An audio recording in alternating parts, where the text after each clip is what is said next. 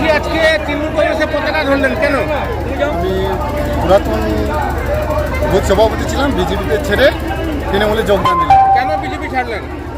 BJP দলটা ধর্ম নিয়ে প্রচার করছে, মানুষকে বিভ্রান্ত করছে, সেই কারণে আমরা আজ থেকে সবাই মিলে তৃণমূলে আপনি তো প্রার্থীর এলাকার বুথ সভাপতি ছিলেন, তাহলে এই মুহূর্তে এই সময় দল ছাড়ার মূল কারণ কি?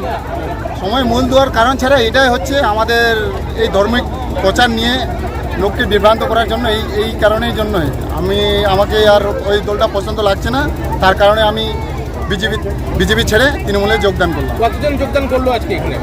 আজকে মোটামুটি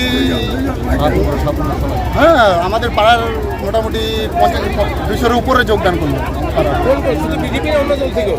অন্য দল থেকেও যোগদান করছে। আপনার নাম? আমার নাম সপ্তম রায়।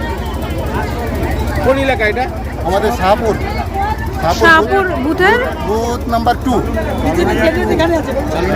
বিজেপি ক্যান্ডিডেট থেকে আসছে ইটাহার অঞ্চল। মোবাইল আছে, 3বার ফোন আসবে, আপনার কাছে তথ্যগুলো নিয়ে থাকবে। যেদিন সরকার হবে, পরে পঞ্চায়েতের স্টাফ এসে বাড়ি বাড়ি দেখবে সত্যি কাঁচা বাড়ি আছে কিনা। আপনি ফোন করেছিলেন, যদি থাকে তাহলে তবুও হয়তো একসাথে সবাইকে দিতে পারবে না, আবার বছরে 2-4বার অল্প অল্প করে দিয়ে কিন্তু ঘরগুলো শেষ করবে। কত সালের মধ্যে উনি লক্ষ্যমাত্রা নিয়েছেন, আর নির্বাচনী একটা এজেন্ডা ইস্তাহার প্রতিজ্ঞা করেছেন, 10টা প্রতিজ্ঞা করেছেন দিদি। একটা মুখ্যমন্ত্রী কথা দিলে কথা রাখে। উনি রায়গঞ্জে এসে বলে গেছেন আমি ঘর দিব, আর উনি প্রতিজ্ঞা করে একটা কার্ড বার করেছেন 10টা প্রতিজ্ঞা, যে আমি পরের সরকারে আসলে এই কাজগুলো করব। তার মধ্যে প্রতিজ্ঞায় লিখেছেন যে আমি সরকারে আসলে বছরে 4বার ঘর দিয়ে 2028 সালের মধ্যে সবাইকে ঘর কমপ্লিট করে দেব। আরেকটা প্রতিজ্ঞা করেছেন, কি প্রতিজ্ঞা? যে আগে রায়গঞ্জ ইটাহার আপনাদের চিকিৎসা করতে, ওষুধপত্র নিতে, টেস্ট করতে যেতে হতো, কেন 40 বছরের পরে এখন অনেক কোলেস্ট্রল, রক্ত টেস্ট না করলে অনেক রোগ হয় ভেজাল খাওয়ার যুগে। যা খাচ্ছে কিনা সব ভেজাল, বিষাক্ত বিষ, তাই রোগ বিসুখটা বেশি হচ্ছে লোকের।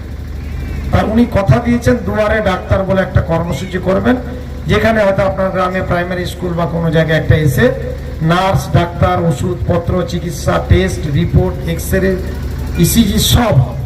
এটা উনি বলেছেন, এটা পরের বার চালু হবে। তাই আমি অনুরোধ করবো আপনারা যারা আমাদের দলে আজকে আসছেন এই বানমল শ্রীপুর বুথ থেকে, আমি সবাইকে শুভেচ্ছা, সংগ্রামী অভিনন্দন, ওয়েলকাম, শুভেচ্ছা জানাচ্ছি। আপনারা সঠিক সময়ে সঠিক সিদ্ধান্ত নিয়েছেন, কারণ বাংলায় তৃণমূলের বিকল্প কেউ নাই।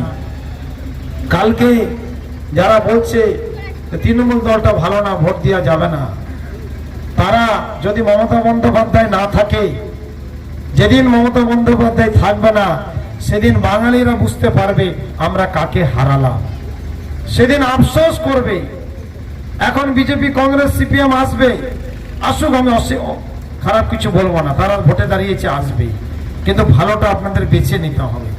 কারণ এখন বিজেপি এসে বলবে রাত্রিবেলা এসে নিরে এটা আমার ধর্মের দল ছে, এটা ভোট দেওয়া হবে, বিজেপিটা বড় বদ্ধ বললাম কবে না, নিকবে কবে।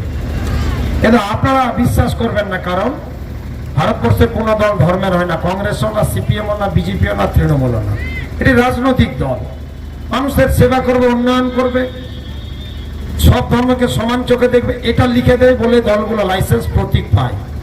এখন গ্রামে এসে বিজেপি মিথ্যা কথা বলবে এটা আমার ধর্মের দল সে পাঠিয়েছে, ওরা নিয়ে বুঝবেন ভোট নিয়ে দেওয়া যাবে তৃণমূল, এটা মিথ্যা কথা। তার সঠিকটা বলুন। এই 19 সালে, 14 সালে, 21 সালে, 24 সালে এসব এলাকা থেকে অনেক ভোট বিজেপি নিয়ে গেছে।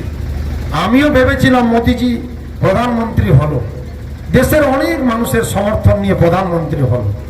আমারও একটা বিশ্বাস ছিল যে উনি হয়তো মমতা বন্দ্যোপাধ্যায়ের মতো জন্ম থেকে মৃত্যু